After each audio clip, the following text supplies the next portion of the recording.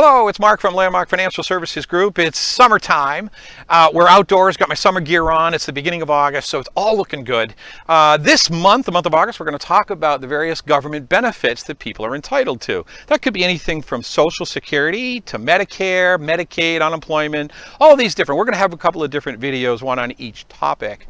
Today, we're going to talk about Social Security. Now, I get that we are not going to cover Social Security in a 1-minute video, but what I am going to do is answer probably the number one question we get when people come into the office, and that is, when should I file for Social Security?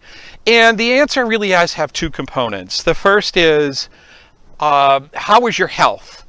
Okay, and I'll explain that in a minute. The second is, do you need the income to live on today to live comfortably? Okay, there are three main dates, or ages rather, that people think about when they start thinking about filing for Social Security. The first is 62, which is when you're actually allowed to file and start collecting Social Security. The second is your full retirement age. That's a little bit different for everybody, but let's say it's between the ages of 66 and 67. And then there's the age of 70.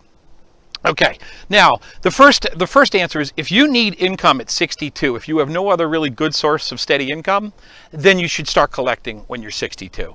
Okay, but if you can last through the next few years, then the next question is, how is your health? All right, why? I want you to imagine that the Social Security has a pool of money that they are going to pay out through you during your lifetime. If you file at the age of 62, okay, and they are going to pay up to this date, they have all this time to pay out that pool of money. If, on the other hand, you file at age 66, there's a smaller period of time to pay out that exact same pool of money. That means that your monthly check will be larger than had you started here. The same is true when you're 70, okay? Bang, you're 70, they're going to pay out the same pool of money. They have a shorter period of time to do it, and therefore your check is going to be larger, okay?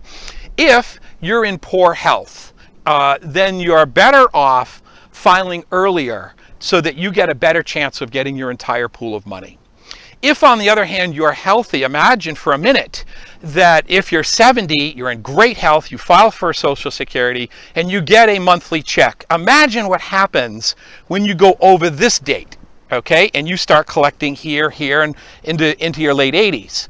The check that you received when you were younger is going to be the same check you receive after this date. And if you started at age 70, that's the largest of all three.